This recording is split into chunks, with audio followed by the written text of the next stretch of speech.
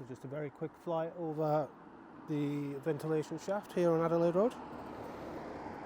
Work is behind the holding here, and as we can see, it has been completely stopped.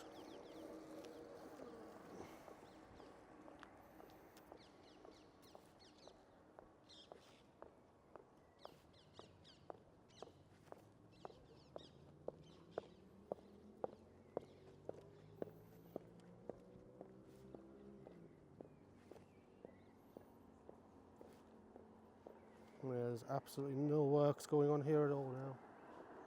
So very quick flight, just happened to be in the area. See the hoarding running around the site, which has all been cleared.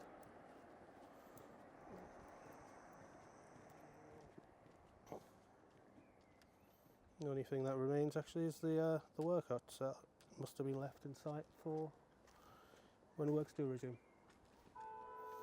So yeah, just a quick 2-minute overview of where one day there'll be a ventilation shaft in Adelaide Road.